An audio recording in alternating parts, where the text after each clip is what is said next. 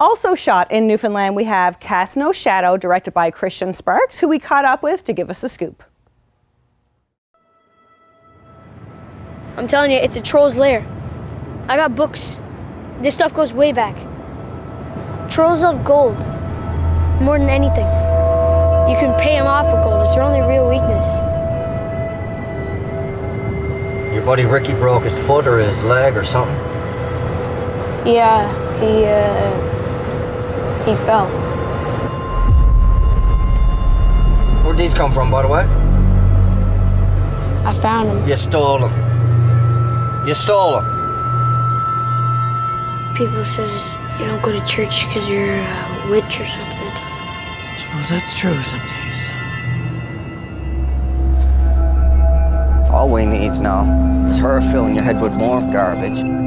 You think he needs you? Huh? Think he can't look after himself? He's a good side better at it than you are. That boy needs a lot more stability than what Angus got him into now. I know what the boy's been through.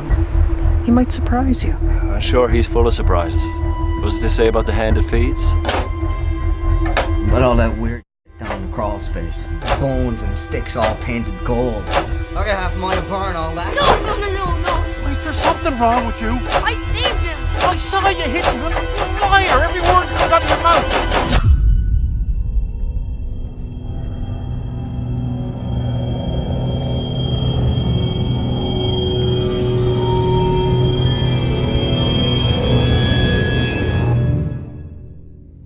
Do you see many trolls around here, Jude? I don't know.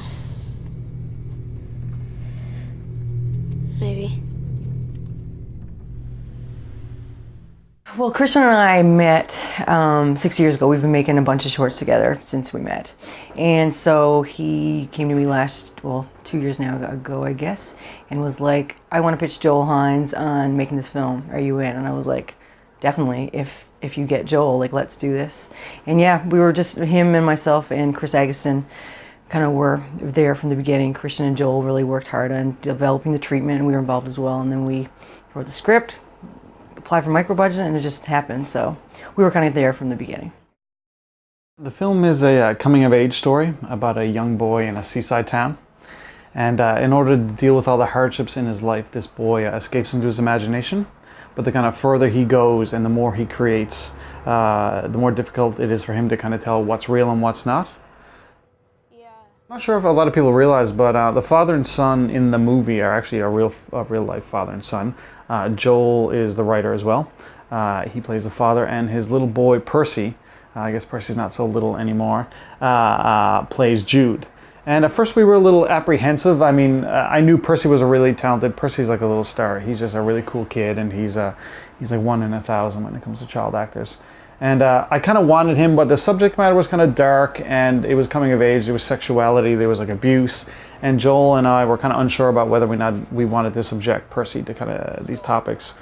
But we looked at older kids, but it seemed like the older we went, it didn't suit the character well, and I kind of kept digging at Joel. I was like, well, what about Percy? You know, what about Percy? And finally, he kind of relented. He brought it up with Percy. It was ultimately Percy's decision.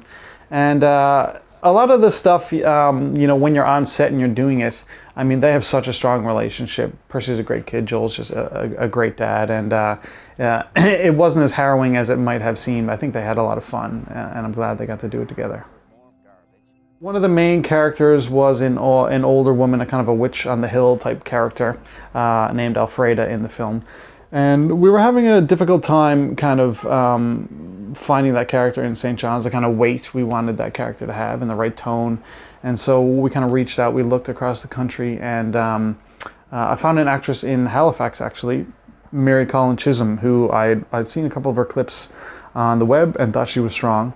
And had a couple of phone calls. She sent a series of audition tapes, and she ultimately kind of landed the role. There's a lot of perks to making films in Newfoundland. The best storytellers I know are from St. John's. I mean, for me, you know, it's kind of cliche, but it's true. You're always looking for the best story. And, you know, I think Joel's a great storyteller, and I know a handful of people. There's an actor in the film, Des Walsh, as well, is a really, really great storyteller. And so I think we have great, really rich stories, you know, a really strong sense of who we are and what we think about the world. And the landscapes here are really dramatic. Obviously, I think we get to showcase them really well in the film. There's a lot of cliff sides, caves. There's even kind of pastoral aspects to Newfoundland if you look in the right places that you can really show off. And so it's great, I mean, to be able to kind of make a film that can be seen around the world and show off Newfoundland without being kind of like eyes to buys and saltwesters is, it's good. I'm happy to be able to do that. Shot the film over 39 locations, I believe, in 22 days, which was kind of crazy. But we really wanted to showcase Newfoundland. We really wanted to show we wanted to create a world, and we wanted to not showcase Newfoundland like it's ever been seen before. So Christian and I kind of spent last summer every day for a couple months driving everywhere. So we were on Bell Island, we were in the East End, we were in Brigus. We went and found every single location that we needed to create the world. Oh, it's great to be a part of the Atlantic. I remember when I first went to film school, I came from St. John's, moved to Halifax, went to NASCAD, and they give you a full pass to the festival. And having always been a film buff but not subjected to film much in Newfoundland, it was to spend a week at the Atlantic, go to all the screenings and the panels was just, I was in my glee. It was amazing.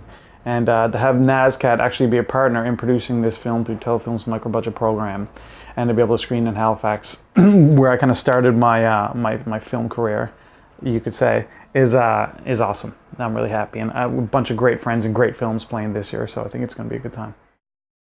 This is our first screening of the film. This is our premiere at the Atlantic Film Festival, so we'll see. I mean, we had we had 2 test screenings in Newfoundland and 2 in Toronto, and we've showed it to some friends and family, and everyone, you know, I think everyone's pretty excited. We're really proud. We're so happy with, I think the film is you know, more than what we imagined it would be. So we're really excited to show it off and see what the reception will be.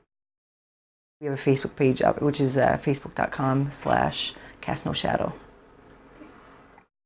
Such beautiful locations seen there in the trailer, some of the 20 plus that Allison said were scouted. Cast No Shadow will play Saturday night the 13th.